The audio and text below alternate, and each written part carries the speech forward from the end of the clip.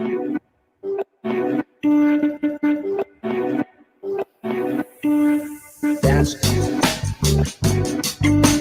Dance. Dance. This is for all you lovers out there. Dance. History is gonna change.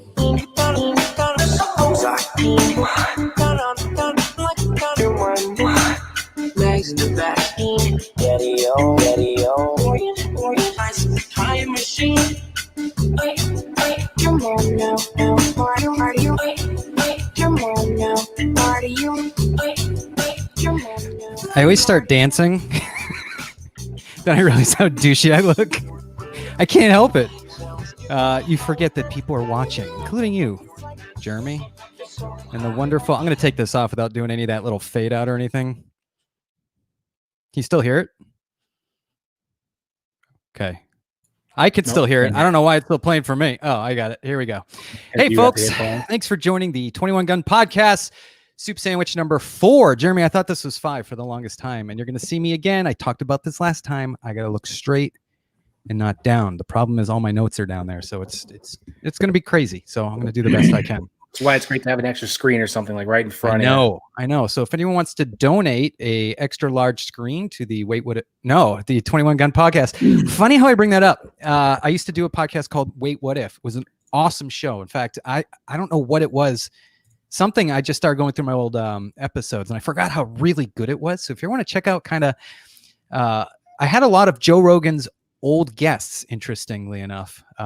It was just kind of like a little experiment, and the next thing you know, it like took off, and it was a lot of fun, and I had a lot of friends that would come on, and it was good times. But it was called Wait, What If? And so for 4 years, I would say, welcome to the Wait, What If podcast. And then I had to switch to welcome to the 21 Gun Podcast. And now I'm trying to switch to the Soup Sandwich Podcast. So there's a little background there. Jeremy, how's it going? It's good, man. Just got back from visiting a couple friends in a remote location. Hey, you had a good weekend. Videos were made. Videos were made. I consulted my doctor, and got my advice of getting some medical treatment. But yeah, I'm alive.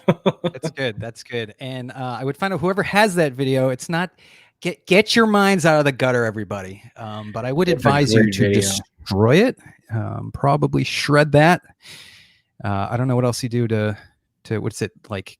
What do they call it when you get rid of your hard drive? Bleach it, do whatever. Yeah, I would get rid of it. Wipe your drive. You never know. Except I think once you text it to people, I think it's just gone. It's in the interwebs. Well, yeah, there's certain things you can share. There's certain things you don't. It just depends on who you trust. That's true. Which is why I haven't put it on my Instagram. We have to do our disclaimer. The views of 21 Guns, the Soup Sandwich's hosts, Kevin Sullivan, Jeremy Walton, and all subsequent guests are strictly the opinions of the individual and do not represent an official position of any previous or future guests of the show or associated organizations. Everything stated during this episode is be taken at face value as an open discussion and opinion. So this is an opinion show, and I recommend you as a listener, if you hear anything from us, go check it out yourself, do your own research, and don't say Kevin told me that this is how things are. Please don't. That is basically it. So with that, I guess now we can officially begin the 4th installment of Soup Sandwich. Soup Sandwich. Let's go. Tonight's episode is I grew up in the 80s, so we had specials. I don't know. You're only a few years younger than me. You might remember this. Back when there was only 35. TV, you couldn't watch cartoons at 8 o'clock on a Monday. You had to, unless it was a special, right? It was so like you knew weeks ahead of time that there's going to be a special on I don't know, Wednesday night at 7 or something. It was cool to watch cartoons. Yes, that's the TV Guide, a piece of paper. Jesus, we sound like World War II veterans waxing philosophical here. But the point of that is they used to, like when I used to watch Different Strokes and I'm trying to think of some of the other ones, Family Ties, all that stuff. They always had a very special episode. It was always someone who was getting caught using drugs, or the Different Strokes one, some pedophile snatched up Arnold and and Dudley. Remember this? And he was taking pictures. It's creepy. Yeah, I remember that. It's weird that they called it, strokes was not the word they should have used for that. Different Strokes. Great show. Loved that show.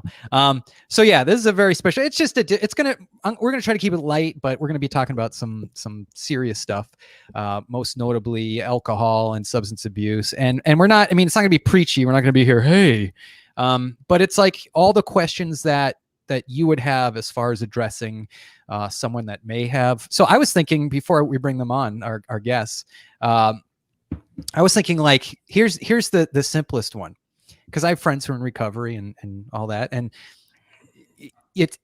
how do I explain this? You feel kind of funny, hammering back bourbons when you're hanging out with your friends who are in recovery. And I know that's they usually say, well, it's not your problem, it's my problem. And but it's one of those things. What do you think about that? Honestly, so for me, when someone says, hey man, I'm recovering from any kind of substance abuse, whether it be any kind of hard or soft drug or even alcohol, I try to do my best to not put them in an uncomfortable situation, even if they say they're not. Hey man, I haven't had a drop in 1, 2, 10, 20 years, especially those who are recently trying to stop. I will do my best to not try to have an alcoholic beverage or something around them. Or if I was in a legal state to consume other substances that are illegal in some other states, I'd try not to put them in that situation to give them any kind of either temptation or desire to want to go back. It's a respect thing. You try not to do that, because if I'm a recovering sex addict, you're not going to take me to a strip club. Yeah, I guess. I mean, I'm okay with you do, but or a swingers orgy. Yeah, I don't think you would do that. There was a guy, I think he was on the Joe Rogan podcast. I wish I remembered his name, because I think of it every now and then. And I think how crazy of a recovery program it sounded like. But he had this program where he actually encouraged his people to go to bars and to drink, which we'll ask our guests coming on about that. Like, his idea was, getting all the triggering causes, the underlying causes of why this person is using substances, and addressing those and taking the power away from the substance. And so is it more like exposure therapy? I guess so. The whole idea is to go out and have like one beer, and then you check in, and then you do it again. And I don't remember the name of the guy, but we'll obviously ask him about that. So yeah, I think it'll be an interesting conversation tonight, to say the least. Oh, and our guests are Molly's got like 16 names. Molly, Anthony, Domek-Hernandez. I'll just call Molly. Molly's going to be on. Molly. I say Molly. Molly? Molly. No, Molly's a drug. And Andrew Ferrer is also going to be coming on. The Scottish man. So let's just see. I just want to make sure if there's anything we have to bring up previous to us bringing on our guests. I went to my first hike this year. I have to preface that, this year, at Raleigh a couple weeks ago. And I think I brought this up on Monday. So we just put out a one-on-one interview show, which I like to get out every other week. And this one was check it out. It's with Greg Gonthier, who was a Air Force Security Forces elite guard. So yes, the Air Force have elite soldiers. This is a true thing. And he was elite guard, and he got picked up by General Schwarzkopf to be his head of security. Really cool episode. The reason why I bring that up is because I feel like I talked about the Raleigh hike already, even though we're just doing this now, but it was during that episode. Kind of. Yes. So great hike. Anyways, you guys put on a really good show. If you're watching this or listening to this, or however you're getting this episode, and you haven't been to a hike yet, head over to irreverentwarriors.com. You'll see all the lists of all the hikes. Click on there, register for one, because it's like when I'd been away from it for most of a year. It's like 10 months. Quite a while, man. Yeah. Yeah. And then going there, it was like, whew. I mean, it was, I did a few interviews. Excuse me. I did a few interviews, and I'm going to be putting out a show with that, the Charlotte show, and then the Philadelphia show coming up. But most of the time I just put it down. I was like, I got to just enjoy my friends, and got to talk to a lot of people that I actually only talked to via Facebook and social media, like Frank Easterling. I feel like I've known that guy for 5 years, but I've never met him face to face. I'm trying to think who else. Matt Reeves, name that comes up a lot because he's always FaceTime. Dude, I sound like such an old man. He's always social media-ing me. Same thing. Got to hang out with him a little bit. Is it Romero? I can't remember his first name. God Jacob damn it. Romero. Jacob Romero. He's the videographer, right? Or am I thinking of the wrong guy? Jacob from Texas. Big old, Yeah. long, flowy, wavy hair. Yeah, no. We call him Maui. Oh, yeah. What? No, I don't know. Maybe. We'll see. I can't remember. I'm thinking the other guy. I'm sorry, man. He does the movies, and I'm just drawing a blank. The movies? Yeah. He's doing the documentary? upcoming documentary. Ronnie? Ronnie, thank you. Ronnie, what's Ronnie's last name? Let's dox him. What's his last name? Oh, I'm about to find out right now. I had it on. I think it's something along the lines of Romero. He's probably yelling, "You're racist" at my screen right now. He's gonna kill me. Ronnie Gonzalez-Hernandez. Gonzalez-Hernandez. It's like Romero. Fernandez, not Hernandez. Not at all. Okay. Who else? There was another guy I want to give a shout out to. Kyle Page. Nice guy. Met him as well. And I mean, there was a bunch out there. So had a lot of good fun. And this other guy, I'd never met him. He's got a difficult last name, but he was walking in the front with us. Beard, long hair, big guy. Leon Carthage. Yes. How do you say it? Carthage. He's gonna kill me because I've known him for a while. Oh man, he's like, I don't.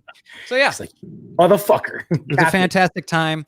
Really, thank you guys for putting on the Raleigh hike. I'm going to be in Texas for the Jacksonville hike. What? Wait, in Texas for the Jacksonville hike? Yes, I don't know what I'm going to be doing down there. I have no idea. 10 acres in a. There's a Jacksonville, Texas. Let's just say there might be a 21 gun ranch at some point. Wouldn't that be awesome? Wait a minute. Cool. This thought just came to my head right now, and I think I really like it. 21 gun ranch, and it can be like the Black Rifle Coffee Ranch, except better. Oh, we'll move on from that. All right. Go ahead, Jacksonville, Texas. Oh, it is. Hey, no, it's Jacksonville. Jacksonville, North Carolina. You said Texas. You said no. I said I'm going to be in Texas. Okay. So I won't be in Jacksonville, North Carolina, which is in next week, something like that. Why don't you do that? You catch everyone up on what the new hikes are going to be. All right. So upcoming hikes, which I had that ready, thankfully. You have coming up for September 5th would be Jacksonville, North Carolina, Cedar Falls, Indiana. Whatever. Yeah. When you see the Iowa. Is that Iowa? Fuck me. Indiana would be IN. Oh yeah. Iowa. Yep. And then you have Seattle and Nashville, Tennessee. That's Washington. September 12th. Tennessee. Yep, Seattle, Washington, Nashville, Tennessee. September 19th, we have 4: Minneapolis, Minnesota, Norwich, Connecticut, Savannah, Georgia, and Spokane, Washington. We should have someone on from the Tennessee hike coming up. That would be a nice thing to do. Who knows? Maybe someday we'll schedule someone. That'd be awesome. And real quick, I know some people are in the chat too. Some of them who are veterans and guys I even served with. So Travis Herkle and he asked me, when are you going to have me on? So anybody does ask to be on, Kevin has posted previously that just shoot him an email. If it's a relevant topic, we'll bring you on. Kevin at 21gun.net. Just spell it out, 21gun.net. And yeah, I have a lot, believe it or not, I have a list of people that are going to come on because there's, like I said, there's 2 shows. There's the one-on-one, which is usually like if you wrote a book or made a movie or something, I can get a good hour of stuff out of that. But if you got a VSO or something that you want to share with the Reverend Warriors, then yeah, we'll get you on here. Just like we're about to get our next guests on. Oh yeah, sorry. Go through the comments too. Or is that all we got? So Nick David wants to know if we're shooting next weekend or this weekend rather. For shooting? Oh, shooting. Yes. Would love to. I don't know if I'll be in town, but maybe that'd be great. All right. Let's bring on our guest. We have Andrew Ferrara. Hey guys. We have Mali. See, I would say Malachi. Malachi. I'm just trying to shoehorn it so it works. It works out. All right, who's barking? I took my dog out of the room. I took my dog. All right, hold on. I said Amscray. Hey. All right, it's good. Steve. No, Steve's gone. All right. So obviously, our topic of discussion is substance abuse and recovery, and I'm sure you both have stories. I don't know who wants to begin. Who wants to kind of say, hey, this is how I recognize that I had an issue, and this is the recovery process. Go ahead, Andrew. No, you want to go ahead, or do you want me to start? You can Go ahead. start. I'm Andrew Farr. I'm an alcoholic. I'm the regional coordinator for Tennessee. I've been sober for about 753 days. Good for you, man. That's good. That's 2 years, right? Am I doing the math right? It is. Awesome. 2 years, July 31st. Awesome. Congrats Awesome. to you, man. And then how about you, Mally? Molly, God damn it. How about you, Tony? Let's see. Substance abuse, obviously. I actually don't really classify myself as an alcoholic. It's pretty much everything else. If they say take 1 ibuprofen, I'm taking 3. That's the type of guy I am. I've been sober for coming up on 17 months, and I just drew a huge blank. It's okay. My sobriety date. Let's see. I have it right here because I have a terrible memory. I know I have 17 months, but I have 484 days today. So that's yeah. Good job, man. Good job. That's from methamphetamine. I've been sober since April 15th of 2014 from heroin. So that was then.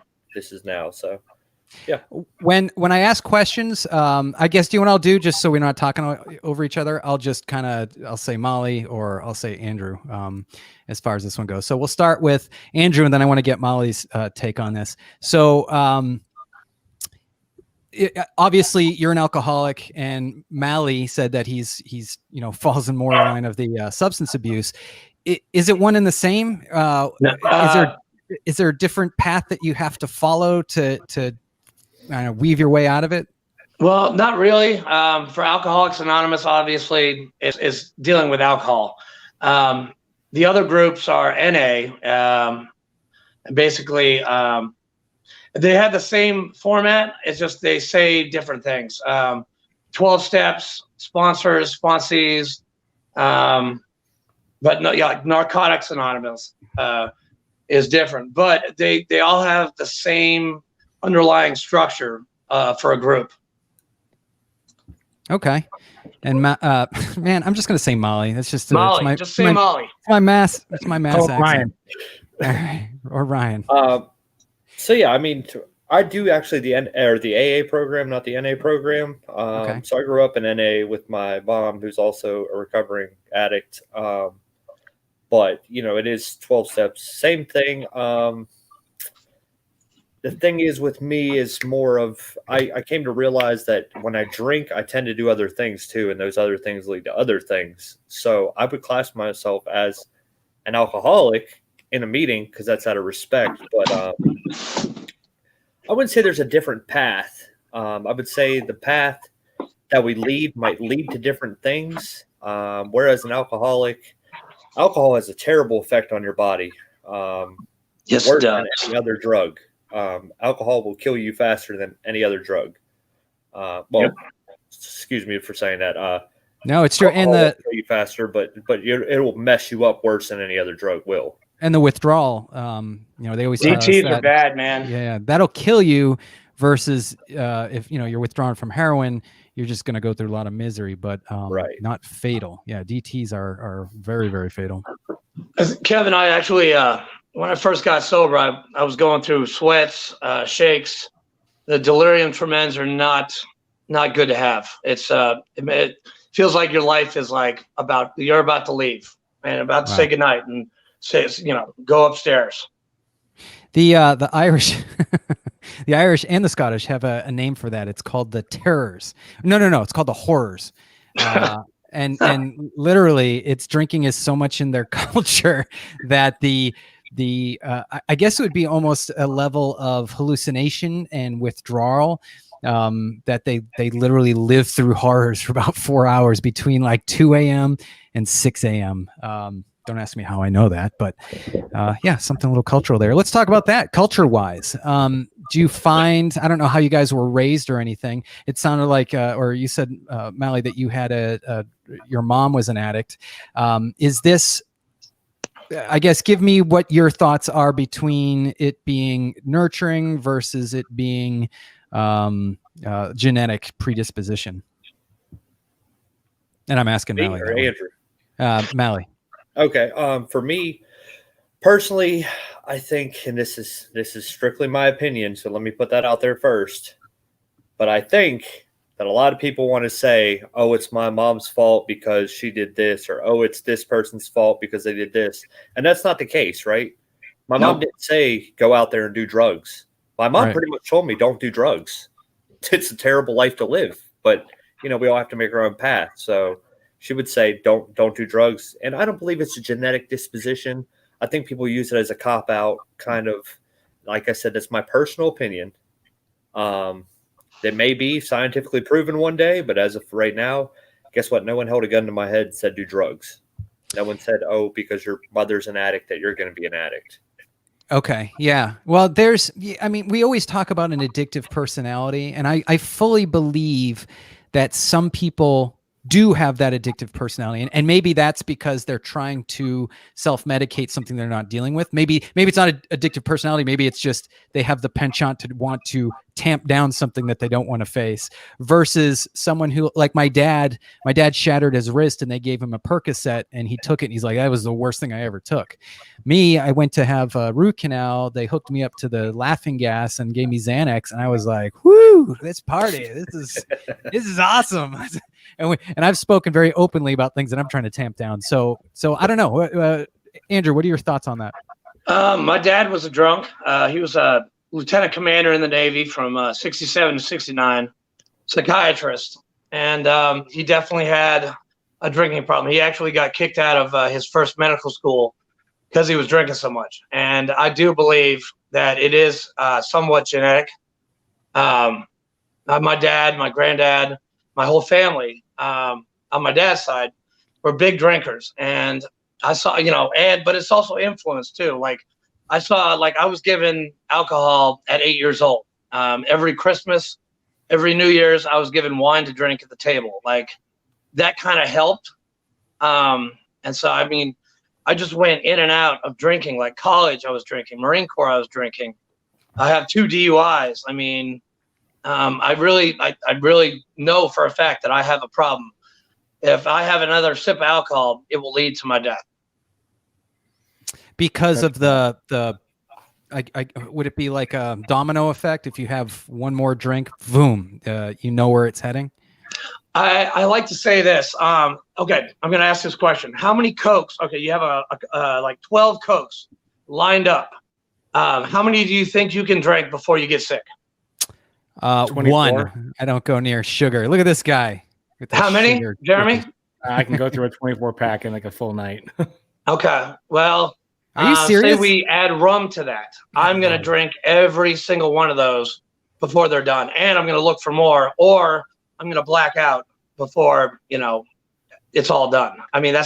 I was a blackout drunk. I learned how to drink really hard in college when I was on the rowing team. I drank in boarding school. I actually got NJP'd for drinking in the Marine Corps in Iraq because my cousin sent me a Listerine bottle filled with Jack Daniels. That's how every part of my life alcohol has been there and has dragged me down. So alcohol is not a good thing for me at all.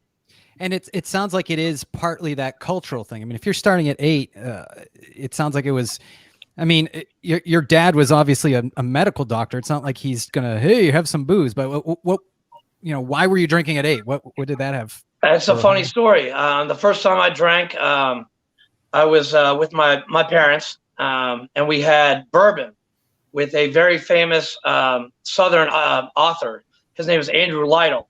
He lives up about an hour and a half from me. Actually, he died. But my parents thought it was cool for me and my brother to have a little bit of bourbon.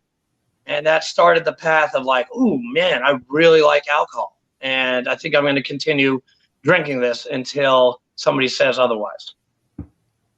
Okay. I kind of feel that my family was big into drinking, including my mother, and I started drinking alcohol at 9 years old.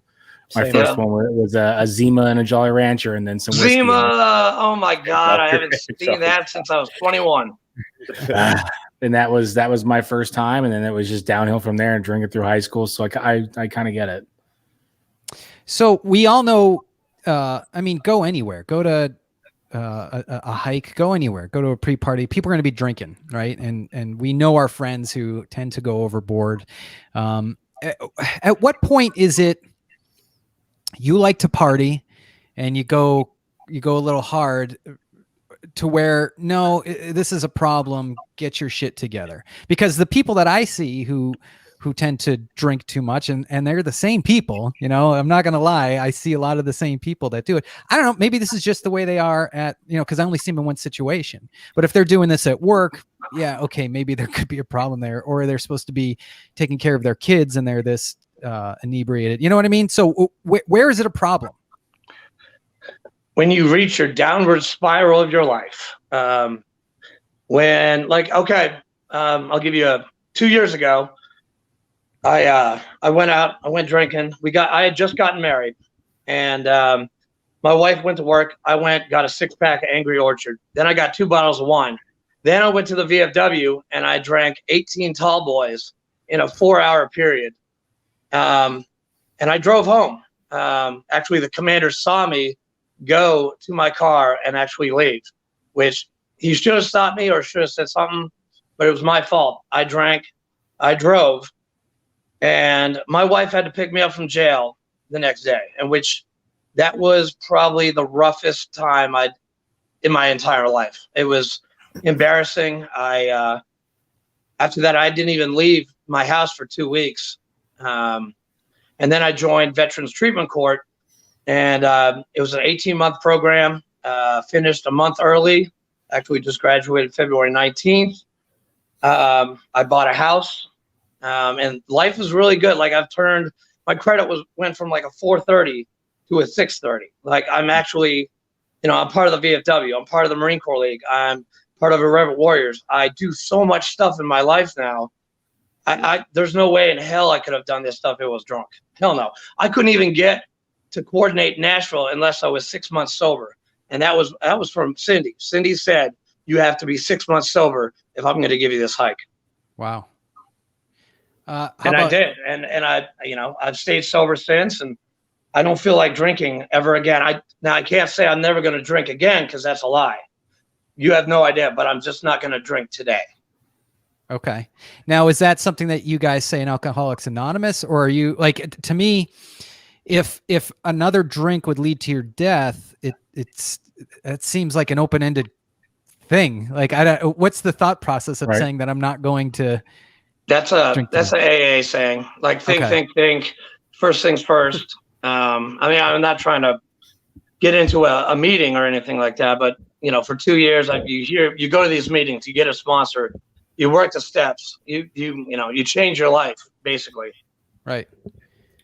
So one interesting thing I'll bring up real quick, Sully, is like you said, about living and stuff like that. Like before, I didn't have any intentions on wanting to live, but I was just, it's going to sound really bad, but I'm just going to be honest with you. Like I tried to kill myself every day. I was hoping that one would kill me. And that's the part where the mental health comes in for me, is like, I didn't know how to live.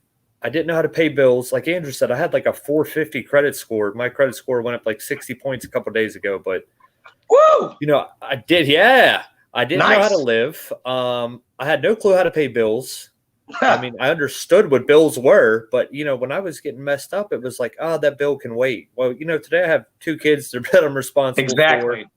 for. I have all this stuff. See, if I was getting high, I wouldn't care. I wouldn't care about 2 kids. I wouldn't care about a house.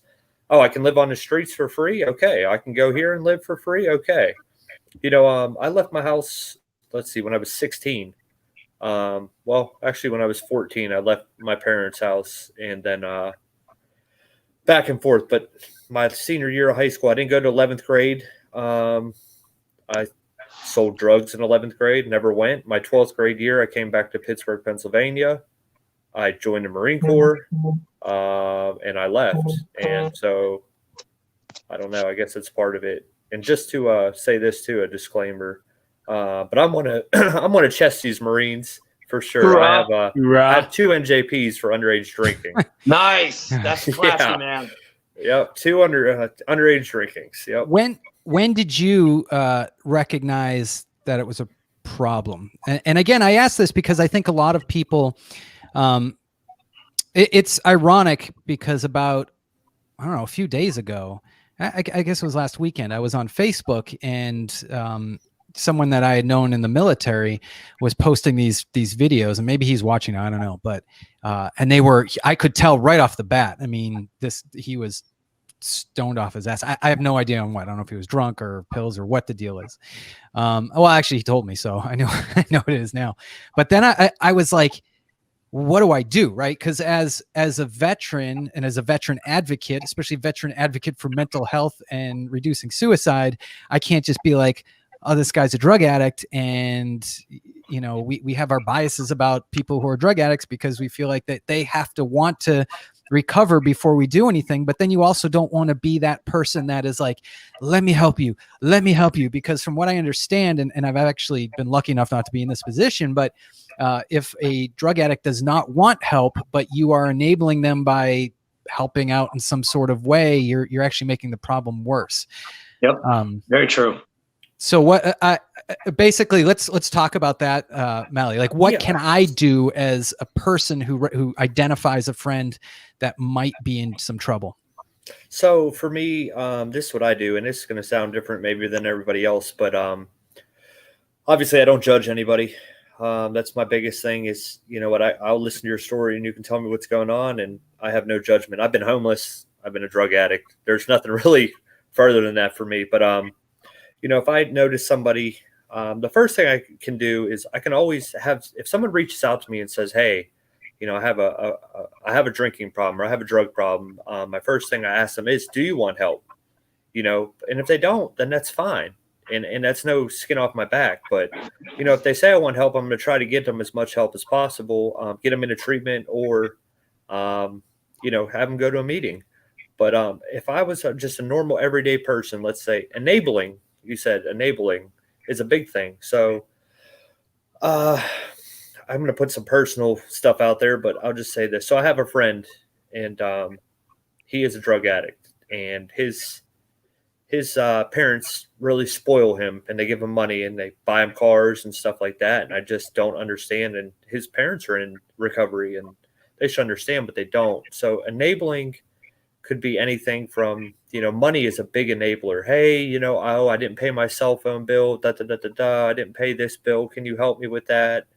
So those are some signs you want to recognize. If someone borrows money from you and never pays you back, that says they're going to pay you back, and you used to know them as this person that paid you back before, there might be something wrong. But, those are the things I look for. If someone reaches out for help, hey, plant a seed. Hey, I got a great friend, Mally or Andrew or whoever's in recovery. Hey, can I get you hooked up with them? And I've had a lot of veterans come my way that way. I'm here all the time, 24/7, 366. My phone is always on. I deal with a lot of stuff. I'm on the USMC Vets Help Group. Obviously, Reverent Warriors. I'm a sponsor. I have sponsees that call me. I have a sponsor that I need to talk to. I have people in the program that reach out. So for me to help them, the biggest thing is, you did say, do they want help? And a lot of people have a moment of clarity where they want help, but then they get in this cycle of guilt, remorse, and shame. Yep. Right. So they do it over and over and over again. You start to say, hey, man, I reached my hand out to you and you burned me. And so you get upset and you get a resentment.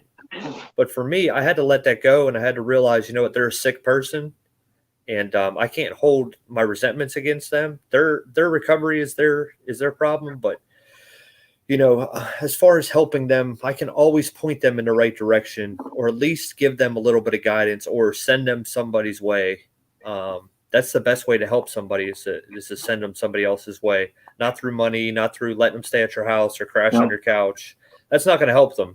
They're going to keep doing it and doing it, doing it. You're going to get used and you're going to get hurt and you're going to feel some type of way about it. And instead of doing that, the easiest route is just reach out to people that you know that are in recovery. Even that little bit of support helps, man. It's getting that out there. It's instead of, getting mad at them for making bad decisions, even if it is affecting them or not even affecting you, it's having that ability to help save a life, and not just through suicide, but through alcohol and drug prevention, just to get them back on a stable path. I have no idea what it's like to truly be an addict. But even when I got out of the military, all I did was drink. It's all I cared about. Didn't care about eating, didn't care about hanging out with friends. Even while I almost didn't care about my daughter, because alcohol was the one way to cope with everything. Yep. I was fortunate enough, and I'm not to sound like a dick. I didn't have to go through meetings. I was able to identify that I was going through these issues. On top of that, with having a child going, "Dad, you're not being you," that's a hard thing to take. And that was my big wake up call to stop, so I didn't end up dead in a ditch, or God forbid somebody having to kick my door in and I've overdosed. So the best thing I've known is just to reach out, just to help and support them. And like Mally said, point them in the right direction, even if it's not your business. Point them in the right direction. That's the best we can do. How about, I like to use the term self-medicate because, we all know what that is and we use it in medicine a lot. But, personally, since we're all going down this path here, but personally, when I first got out, I was dealing with my PTSD at the time and TBI symptoms, the sleeplessness, the anxiety, all that stuff. Absolutely. In fact, it's part of the Air Force culture to self-medicate at the end of a bad mission or a mission that makes you sweat a little bit. We had bars in our squadron, right? The culture was there. Hey, good flight today, man. Good save. Let's have a bourbon and let's have a beer, and then we'll debrief. So that kind of gets ingrained. Okay, shit isn't cool right now. I feel anxious. Let's kind of tamp that down with a little bit of alcohol. Now and this is kind of what I was getting at before, and I'm going to have Andrew answer this time. At what point, right? So I identified that it was a problem. I also identified that when I stopped taking the medicine that the VA gave me, I was having withdrawal symptoms. And both of those things, the self-medicating and identifying the withdrawal symptoms, was like, whoa, I got to back off on all this stuff. I'm not going down that path. Again, where is it that you can identify that a person should identify, let's say with drinking, something where they're maybe self-medicating, but it's not self-destructive versus something that is more of a self-destructive in nature? Well, basically, if you're not taking care of yourself, if you're not taking care of your everyday things, then and alcohol is your only way, then that's a problem. And and sometimes we don't even see that. It took me, how many I'm going to say this. When we go into AA for the first time, we get a white chip. It says, it's our oath. It's our pledge. We're not going to drink again. I have a drawer filled with white chips. I have tried and tried and tried. The definition of crazy is doing something over and over again and expecting the different result. That is not going to happen. I tried to drink beer and then drink water right after my glass of beer. I tried, hard stuff instead of beer. I tried wine instead of that. It would never, I could never control my drinking. And it always got out of control. It always caused me pain. I almost lost my family a couple times. I don't know. It's just,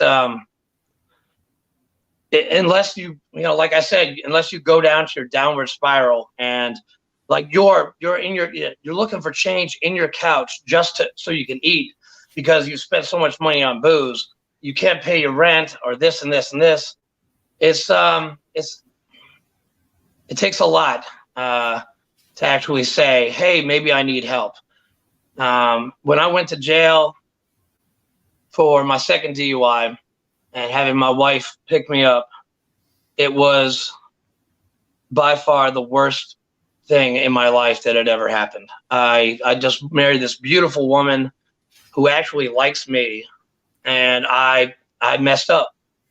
And it's taken a little bit to get her trust back, but You know, I'm doing the good thing. I'm pushing forward. I'm being a sponsor myself.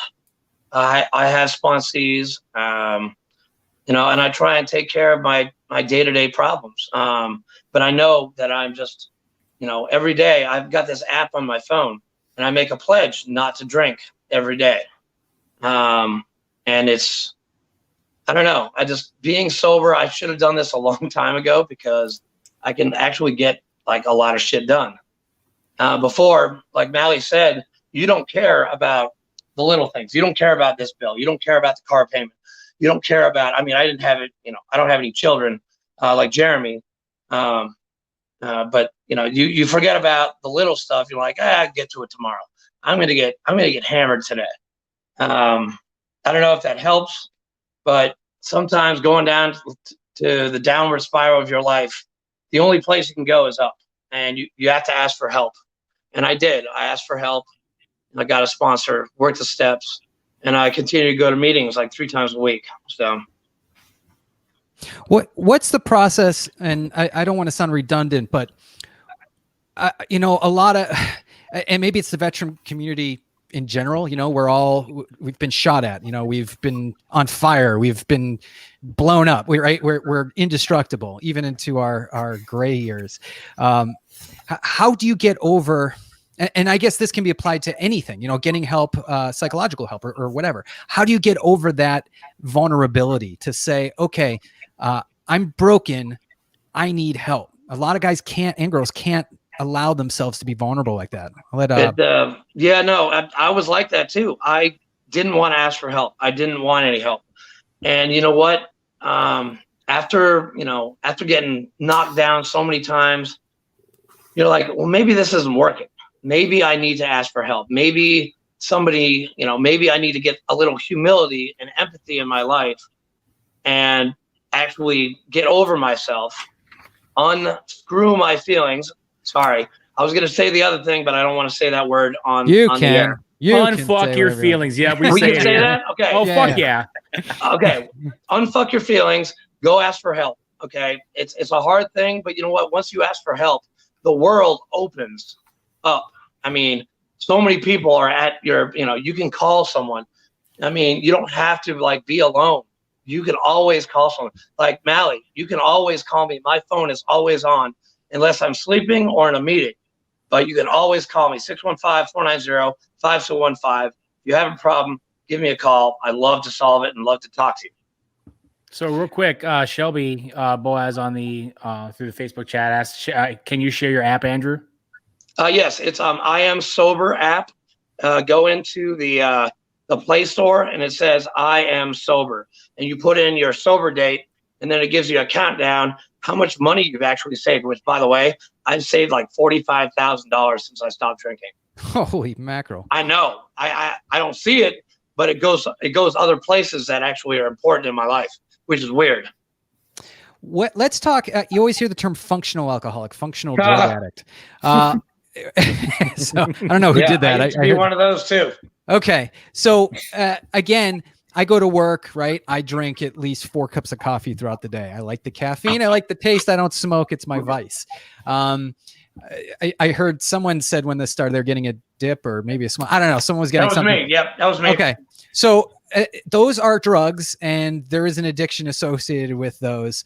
Yes. It's obviously functional. You're not going to find yourself in a gutter off of caffeine or tobacco, although tobacco is so expensive nowadays. Yeah.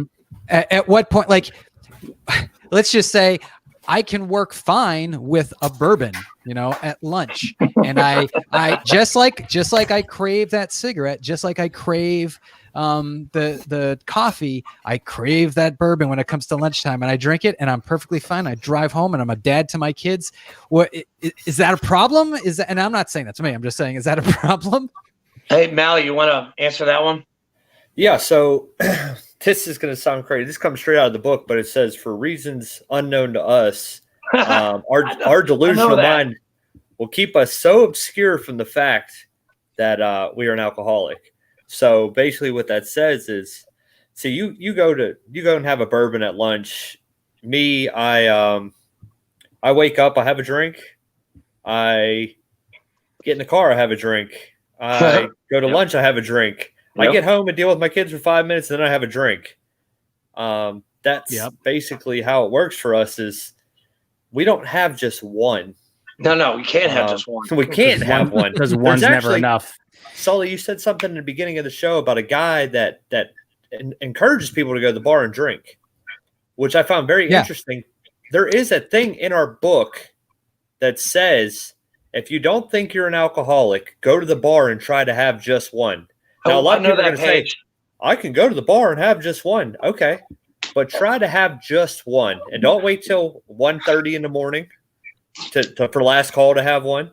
Sit there and see if you can have just one. This is how I knew I was an alcoholic and an addict. Okay. This is going to sound crazy, right? So my dad, my adopted dad, right?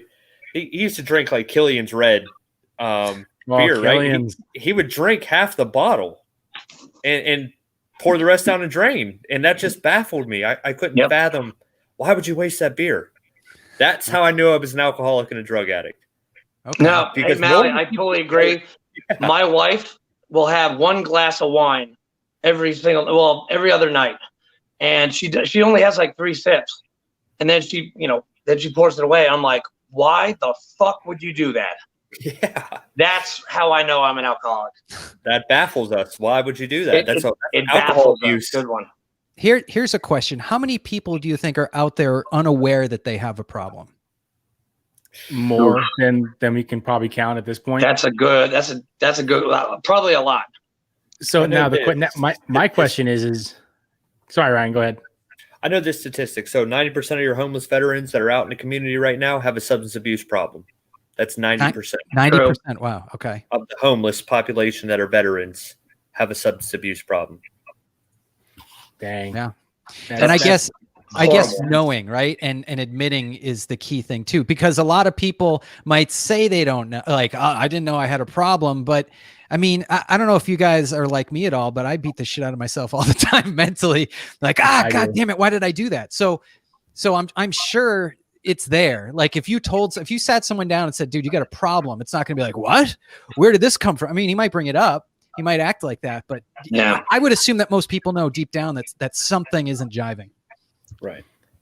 Right. So my next question is, when you first got out, was your first thought, fuck it, I got to drink myself or do drugs, get myself stupid? Was it a mental thing, or was it strictly I love the feeling, I love the taste, I love the high that it gives or the rush that it gives? All the above. When I got out, I drank for 2 years straight. I was a mess. I didn't care about anything. All I cared about was drinking. That's all I cared about.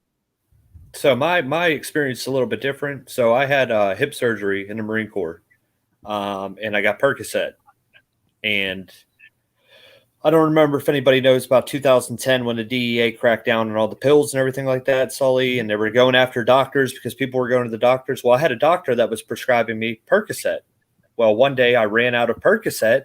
My sister, who is a heroin addict, still is to this day, said to me, I said, I don't feel good. I feel really fluey. I don't feel well. She said, well, you're sick. And I said, no, I'm fine. I'm not sick. She said, no, you're dope sick. And I said, well, I don't do dope, so how could I be dope sick? And she said, well, do some of this heroin, and I bet you that you'll feel better. And so, of course, me feeling like shit, I said, okay, let me try some of this. It's my sister, someone I trust. Let me try some. So I did some, and guess what? I felt better. And that's, I've heard a lot of people say that. I had sports injury. A lot of guys in high school I went to high school with, they had a sports injury, got Roxy's. Started off with the Roxy's, ended up doing heroin. So for me, it wasn't so much that I got out and started doing that. It's more of a gradual, slippery slope. Now the drinking, okay, when I got out, I was drinking and sniffing cocaine, but that wasn't a problem at the time to me. That was like a normal thing to do, which is crazy to say, but that's what I thought people did at 21. I thought people drank and they sniffed coke, and that's what they did. I thought people had fun that way, and it wasn't until I was spending all my money and living on the streets that I realized like that's not the way to go. Yeah. What say you, Andrew? I did a lot of drinking after I got out. I mean, I had 27 of my friends die. We would battle Vermont in 06. We were in Karma in 05. My dad committed suicide in 04 when I was in boot camp. Let's see, got divorced, lost a kid. Yeah, and so just the hits from 2012, 2008 to like probably about 2 years ago, my life was shit. My life was horrible. And drinking was my crutch. I was good at it. I was a fraternity guy in college before the Marine Corps. And I was good at drinking. I was really good at drinking. And that was the only thing I was good at. It'd make me the life of the party. And now I am now the life of the party, but I'm sober. And, I go, I'll go to the hikes. I'll see people drinking, it's good. It's great. They're not probably alcoholics. They're probably, having a good time. I can't do that. And I've realized this, and it took me a long time, that I can't do that anymore. And drinking would make my life better when I was doing it. It made me a better pool player. It made me a better dart thrower. It made me a better chef. I was a chef for 10 years. I drank every day. I would hide bottles of wine in the walk-in. Now, I told Zach Jenkins this because he's a fellow chef. He knows exactly what I'm talking about. He doesn't do it, but I told him this. But I had a real problem. But alcohol would make it better, but it really wouldn't. It drained my bank account. It made me irascible. It made me angry. It made me just a horrible, horrible person. And now, I'm still I still think I'm a horrible person, but at least I'm sober. Mally, can you recover without a program? Can you recover on your own? Are there people out there that are like, I had enough, walking away from it? So the definition of a person that can walk away from alcohol and has had enough is called a heavy drinker. That's not an alcoholic. My opinion, again, everybody I've seen that's tried to do it on their own has always went back to it. And a lot of people don't make it back. They end up dying. And that's really sad. I mean, I've had over 100 people overdoses die, car accidents, things like that. So can you do it? I believe in this. I believe in outside therapy. I believe in the VA. I believe in a lot of things, right? So the VA for me, okay, they're not the fastest people in the world, but guess what? They've always, to me, looked out for my mental health. If you went to the VA emergency room and said, hey, I need mental health help, they're going to give it to you, whether you want it or not. Fall under that as well. I guess a therapist is someone that you can bounce things off of, and that was really good for me in the beginning when I first got sober. And I did that, and that helped a lot. So, I mean, you can go to therapy and you can do things like that. You don't have to go to AA. I'm not telling you that AA is the end-all and be-all. I'm going to tell you that AA is the end-all and be-all. Hey, man, if you can put it down and leave it alone, that's great. To actually be in recovery, you have to work a program. Yep. That's the difference. See, sober means I don't drink. So people can be sober, but when you're an alcoholic or a drug addict like I am, I have to have a program because given to my own devices, I will drink or I will do drugs again. I have to have somebody else that's there for me to support me and say, hey, man, you're slipping. What's going on? And I have that also in the IW family. Jeremy, Russell, they know. And when I'm having a bad time, they hit me up. Hey, man, you all right? I had 2 friends pass away this last weekend, both in car accidents. One got hit by a car, one died in a car accident. Sorry, man. But Jeremy hit me up. Russell hit me up. Hey, man, you doing all right? So those are the people. Okay, so you don't have a program. You don't go to AA. But listen, those are the same people that you should reach out to or reach out to you and say, hey, you doing all right, man? I've seen that you're slipping a little bit. Is that okay? That's still, in a sense, a program. It's just not AA or NA. Not yet. That's what it took for me. Sorry, I mean to cut you off real quick, but that's how it was for me. When I said earlier I was doing a lot of drinking and stuff, I guess I would consider myself a heavy drinker.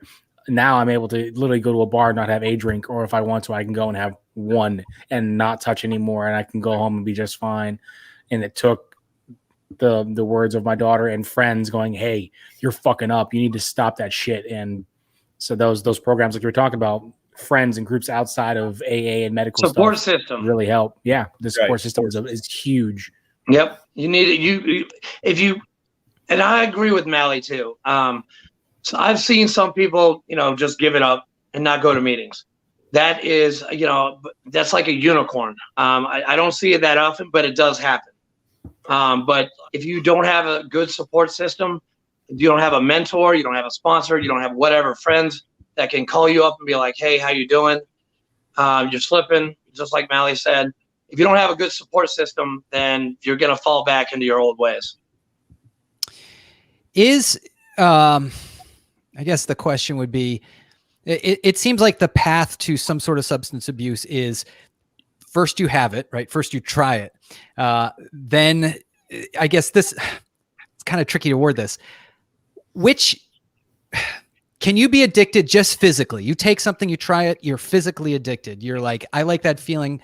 I want to feel that again. And then when I don't have it, I feel like shit. So now I have to keep having it, versus not addressing the underlying cause, whatever that is, an anxiety disease, post-traumatic stress, family issues, whatever it is. Are these two sides of the same coin? Are they separate? And when you go through recovery, do they have to figure out what your trigger is and why you're doing that? There is an, sorry, Matt, do you want to go ahead? Yeah, I'll speak on that if you want me to. Okay. So No, the go thing ahead. is, when you do the steps in AA or a program, right, you get to the source of everything. A big thing for step one, surrender. Surrender. Hey, Marines out there, right? We don't do that. So I'm going to read it quick. Not that I think that I know any more than anybody else. I had this therapist who was an Army Ranger badass who told me his command said the definition of surrender was to attack in a different direction. Never give up. It helped me often. It's a buddy of mine that had passed away. He told me that. So in our steps, you have a 6 and 7 step. That's your character defects, right? So I have every character defects. Guess what? I was a horse thief with alcohol, but guess what I am without the alcohol? I'm still a horse thief. Yep. So therefore, I'm still that person. So you get to go through those underlying things. The 4th step is about your moral inventory. Right. Give me a moral inventory, right? What have I done wrong in my life, and who have I wronged, and why have I wronged them, and what is my part in it? And when you start to see your part in things, I can't blame that person anymore, because guess what? You know what? I bring this up because it's a big thing in my life. But all right, so sexual abuse, being a child, right? What part do I have in that? I'm a child. The part that I have in it is, guess what? I still hold that resentment to this day, and I'll get messed up over it, right? It happened. I'm not going to let it go. I'm not going to forget about it. I'm not going to forgive anybody. But guess what? My part is that I didn't have a part. My part is being angry so many years later. For a lot of us, we have abandonment issues. We have abuse, physical. I had physical abuse. I had abandonment issues that mom I talked about that was an addict. I felt like she abandoned me, right? So I held a resentment forever. I was mad at her for a long time. And guess what? When I was 4 years old, she gave me my aunt and my uncle and probably gave me the best opportunity I ever had in my life. I still turned up being how I was. But we do that. The 6th and 7th. You can look up on your phone a list of character defects. There's 167 that pop up immediately, I think. And it'll tell you pride, sloth, envy, greed, lust. Those things out of the Bible, same thing, if you want to do that. But they'll 7 tell you, deadly sins. They'll tell you other things, though, too. You know what? So my addiction isn't just drugs and alcohol. Guess what? My addiction is I like to spend money. My addiction is Red Bull. My addiction is this. My addiction is that. But it also has things on there that'll tell you a lot about yourself. And once you know who yourself is, because this thing up here will mess you up more than anything. Your thinking. Your stinking thinking is what we call it. But think. Our thinking is upside down. So the underlying issues, though, like you said, if you go to a therapist, you'll do the same thing. They'll get to the underlying issue. That will help. The thing is, you still have to practice your morals every day and say, is that a good thing to do or is that a bad thing to do? You know what? Should I be stealing from these people to get drugs? Probably not. So that's probably a bad thing to do. Should I lie to my boss? That sounds like step 10 to me. That is step 10. That's exactly what it is. So basically, if you think you've wronged someone, apologize. Say you're wrong. Step 10 is that's your check. That's your check every single day. Step 12, pass that on to the next person. Try to save the next person that is suffering that like you were. That's step 12. So it's a cycle, and yes, we do get underlying stuff taken care of, but you got to keep on working on yourself because it's progress, not perfection. Perfection. What is the prognosis of substance abuse? Because and I guess What, like what the I'm asking DSM, like the DSM, like oh no, that's definition? diagnosis. No. Prognosis meaning, okay, I'm a drug addict and an alcoholic. In 20 years, what is the average drug user and alcoholic? Like, what's their recovery rate? And, is it a good prognosis? Is it a concerning prognosis? Like, if I had a friend who had a brain tumor, I would say, like, looked at the prognosis, you look at numbers and you say, I don't know, you got like a 50% chance over 10 years. So what is the prognosis? Or you might not even know. I do know. Hey, Mally, yeah, what's that thing that they say? You're more likely, if you don't go to a meeting or something like that, you're more likely to go back out. And I can't remember what page that's on. So there's actually 3 out of every 100 people recover, is what we call it. Stay sober, right? So out of those 3, right, there's 3 people out of 100. That's a lot of people. That's a 3% chance that you're going to survive. If you keep going to meetings, guess what? My sponsor likes to tell me this. All right. You drink, there's your 50%. You don't drink, there's your other 50%. You're at a 50-50 chance now.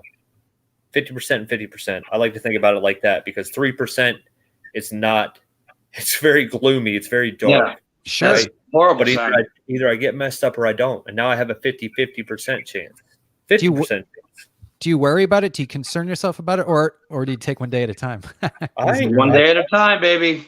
I don't worry myself about it anymore. You know what? The crazy thing is, so we're at the IW hikes, right? People are drinking all around me. It doesn't bother me. It really doesn't. If they want to have fun and do that, that's their decision. My decision is not to. And, okay, so I'll tell you this. I don't go in the middle of the hood anymore. I don't just at 3 a.m. I mean, I don't do that. I don't hang around people that aren't in recovery. That's a big thing. I don't go to people, places, and things is what we call them, right? I don't hang out with those people I was getting high with. I don't go to the places I used to get high at, and I don't do the things that I used to do when I was getting high. Lie, cheat, steal. I try not to do those today. So the prognosis, like I said, is 50-50, really. Now, sometimes I have to go to a VFW meeting, and some of the VFWs, they have bars. There is a spot in our big book that we both read. If you have a legitimate reason for being there, be there just for that reason, and then leave. I would go to the VFW, drink a coffee, have a meeting, and then get out of there. Just because I don't want to be hanging around there. I mean, I don't know. That's just me. It says we don't stray away from those bars. We don't stray away from bars or the people that used to be about them, like weddings, stuff like that. Yeah. But today I have, right, if I'm 1 day sober, I'm not going to tell you to go to the bar. Hey, hang out with your friends at the bar. Be sober. That's not going to work. It just doesn't. Yeah. Once you have worked the steps and you're in recovery, because before you actually do the 12 steps, you're in this mode of what I like to call discovery. Discovery, right? Nice. You're discovering who you are. You're discovering what those underlying things were. You're discovering everything about yourself, the character defects. And once you know yourself, you're a very powerful weapon. Your mind is the most powerful weapon you can have. And you know what? And when you discover yourself, you can actually move on and you can love other people. You love yourself, you discover yourself, you can actually give that love to other people outside after you've worked the steps, after you've found out about yourself. Then you can move on and be like, oh, okay. And then people will be drawn to you. Like, people are drawn to Mally. People call me all the time asking for help. 2 years ago, I was like, why the fuck are you calling me? I don't have any of the fucking answers. But now people call me all the time. My wife wants me to throw my phone away. Yeah. Like, stop taking phone calls. We're trying to sleep. That's how I am. I have to help the next person. The word would be insatiable, right? Yeah. Oh, I can never have enough. Right. That's so good. Recovery. Good SAT word, Mally. Good SAT word. Let's I want to, I guess, kind of wrap it up with this one, and this one might get a little political. Why do you think, as an American society, we criminalize this behavior versus, yeah, you probably be sober, you might be sober if you're locked up in prison for 6 months, but it's not addressing the issue, right? So why do we criminalize it? This isn't a criminal thing. This is a mental health thing, and this is a sickness. So other countries, if you look at Germany, you look at Sweden, you look at Norway, right? Their prisons are called rehabilitation centers. And the reason that they are rehabilitation centers is because they want to rehabilitate people, right? The United States prison system is nothing more than money. That's what it's about. But they do, I will tell you this, right? Except for serious offenses, you can pretty much get into a drug treatment program. So I'm going to tell you the statistics on that. 1 out of every 1,000 people graduate drug treatment, right? So if you don't want Holy to shit. know what you're doing, 1 out of 1,000. That It's is like insane. a 0.01% that you will complete a drug treatment. The Veterans Court, Veteran Treatment Court. I tried to do that before. My record is a little bit different. You can't have a violent offense, so I have an aggravated assault for fighting, and you can't do Veterans Court. But if I could have went through that, I think the percentage there is a 16%. I think that's what it is, 16%. A little bit better. Is it? Yeah. And I know in Georgia it's 16%. I think in North Carolina it might be 28%. Well, support. I graduated with. I'm not going to tell you his name, but I graduated in February 19th. I graduated Veterans Treatment Court. With the guy who I graduated with, he just got his 4th DUI in April. So the recidivism for Veterans Treatment Court, it's high, but it's. I don't know. It's just because alcohol is so easily available. It's so easy to do that, break the cycle. But you've got to work on it. You've got to work your program every single day, because if you slack up 1 minute second, you're going to go get another DUI. This guy can't drive for like 8 years. And I stood toe to toe with him in the courtroom and graduating and getting a handshake from the judge, who is also a veteran. But he's in jail right now for a long time because it's his 4th DUI. It's a federal offense in Tennessee. Well, good job using a 5-syllable word there. I know you guys are Marines, and it was. Recidivism. He Hey, lost me already. Yeah, I mean, you all can't be Air Force. You know where I learned that word? In Veterans Treatment Court. Oh, there you go. There you go. My last question, which I had it written down, and I totally just freaking forgot it. No, I do know it. Okay, so I'm watching this podcast. I'm on a hike, wherever. Maybe just yourself. You're like, I think I need to do something. Where do you begin? I know I'm going to put a link on this show, and I'll put a link down below to the DOD. In fact, I'll do it as you guys are answering. The DOD substance abuse help, I guess, website, mental health website. But where can people even begin? Mally, you've got all the facts right now. So I don't have shit. No, hey man, you got some pretty good numbers coming out there. So what you can do is there's an app on your App Store or Google Play. It's called Meeting Finder. It'll actually good one. It'll give you all the meetings, what times they are, and all that stuff. If you are having a mental health emergency, of course, there's always the 1-800 number. I like to tell people that what's the other number? 811? The 877? Yeah, so that's not in service right now. That won't be done until 2023. So you can that one, yeah, okay. The STAR. So you can do that as well. They'll help you out. The Veteran Suicide Hotline actually isn't always for suicide. If you're drinking yourself to death and you need to go somewhere, they will get you in somewhere. They'll come get you. So you can do that. You can go to the VA emergency room. They will also do that. A lot of people say, well, they're going to take my guns away. They're going to do this. They're not. They're not going to do that. They're not going to do that unless you have some really serious harm to other people, homicidal thoughts. Yep. My phone number is 984-389-7590. Nudes are always welcome. I'm just kidding. Oh, come on. Come on. They're always welcome. Always. But Dick and pics just to like what Mally. Mally said, you guys can call me anytime. I'm actually in a master's program for addiction counseling, and Mally and I are both doing a peer certified resource specialist. I just applied for it 3 weeks ago. Mally, how's that going for you? So I actually haven't started yet. But there is a class. It's for peer support specialists. There's 6 peer support specialists in Raleigh, North Carolina, out of I don't know what the population is here. Yeah, there's hardly any over here too. But so there's that. There's, if you want to look up rehabilitations, Bridges of Hope in Georgia. This is going to sound so crazy, but I went to Bridges of Hope. It's like boot camp on steroids for AA. I hear that's a good one. It helped me tremendously.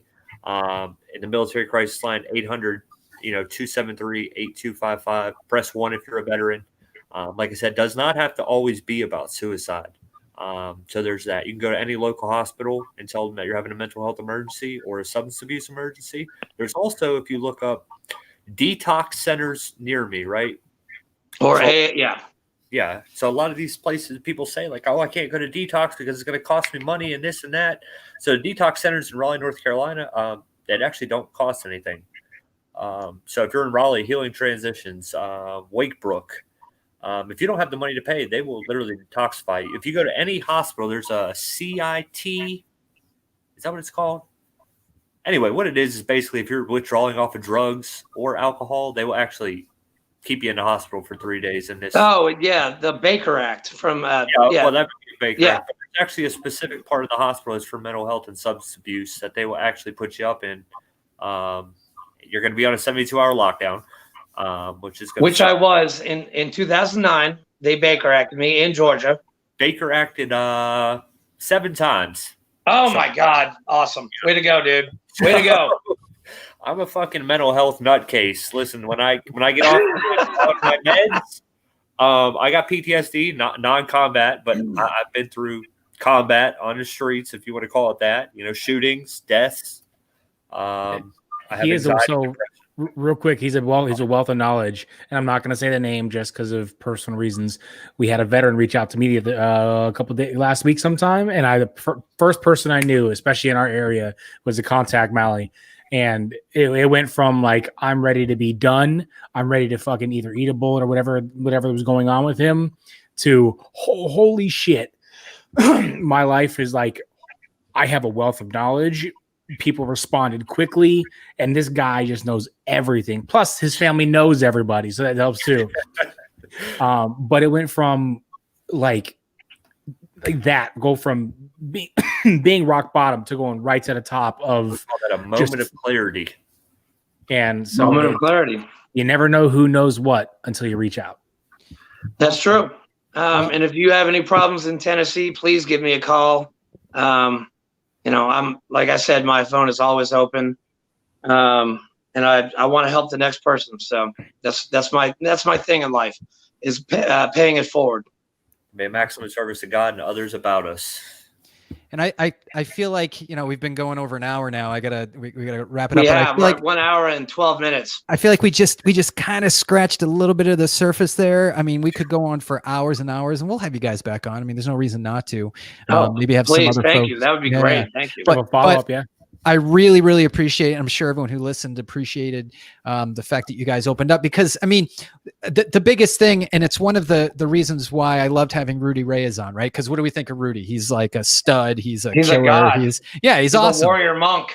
But he will open up about his brokenness better than anyone in the world, and show his vulnerable side better than anyone. And when you do that, it normalizes the shit that we go through, right? It normalizes feeling pain. It normalizes feeling grief and there's another word, shame and all that stuff. And when other people say, hey, look, this is normal and you can get through it, I think it helps out so much. So thank you guys for sharing your stories. Thank you, Kevin. Thank you, Jeremy. Thanks for coming on, man. Awesome. All right, guys. Jeremy, we'll keep you on for a couple more minutes while we wrap this up. Next, we already went over the hikes. Do you know what? Did I plug the opening music? I think I'm supposed to. Oh shit. So the opening music was Time Machine by the artist Pogo. Now, Pogo used to do music for my old podcast, Wait, What If? That's why I said it at the beginning, because it was in my head. And I used to intro to that. That's why I did it. Pogo, go over to pogomusic.net or just go on to YouTube and put in Pogo. His music's really, really cool. So I'll play a little bit as we're going out here and see if you identify what the music is. It's not really the music. Listen to the way they're talking in the background. Can you hear it? You probably can't hear it. Damn it.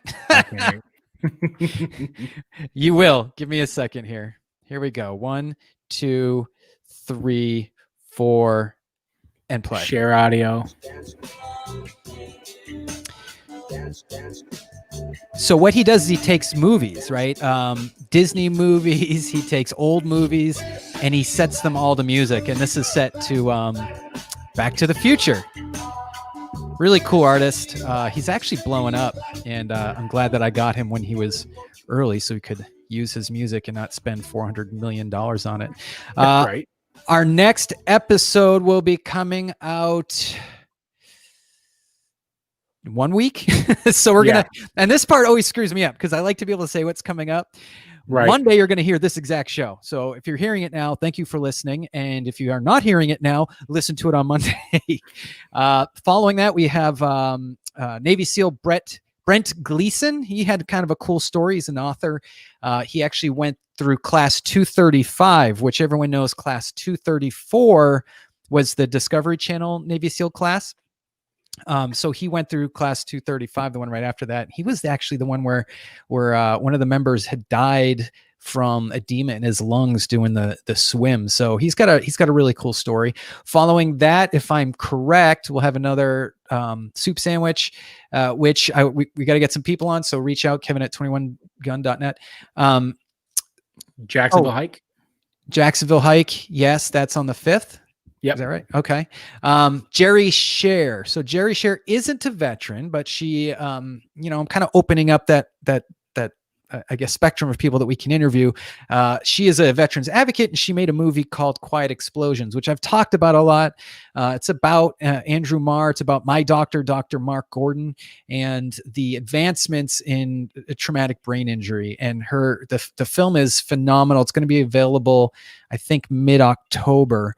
For download. And if here's the thing, and this comes from a medical provider and from someone who is diagnosed with TBI.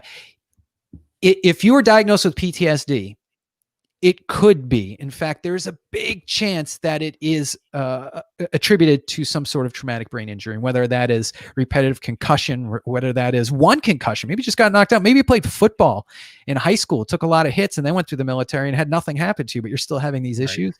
So the beauty of it is when we go through the VA, we get all our drugs, and you feel like shit, and you're really not getting better. This is it healed me. I went from being, and I'm getting redundant because I went over this on my podcast, my episode, but I went from being 10% of who I was when I went to the Air Force of that to right now, I'm easily at 95%, closing in on 100% the guy I was when I was 25. So, or 24, however old I was when I joined up. So really cool story. I can't wait to get her on. That'd be cool to see. Long snapper, NFL long snapper. God damn it, I can't remember his name. He was a Green Beret. He's going to be coming on. We got a lot of cool guests coming up, so I'm looking forward to that. A lot of filmmakers too. Lionhearted. Just go on to YouTube, look up Lionhearted. Actually, Rudy Reyes does a really cool interview for that movie. I'm going to have, I think his name is Shane Ruiz. I'm going to have him on. So a lot of cool interviews coming up. So I don't know, Jeremy, you got anything to close us out with? All I gotta say is, though, if you just the most power we have is the power of our voice, and the only thing we can do that is talk to each other. Reach out. Just don't be strangers to each other. That's the whole point of this. Is if you're fighting, fight hard and don't stop. Awesome. Good way to end it, and we'll go out with a little pogo, and we will see you guys at the next episode, 2 weeks or whatever.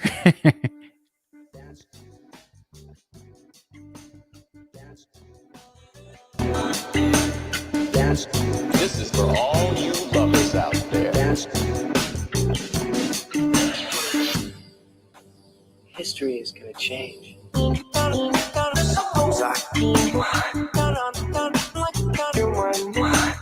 Legs in the back. Daddy-o, daddy-o.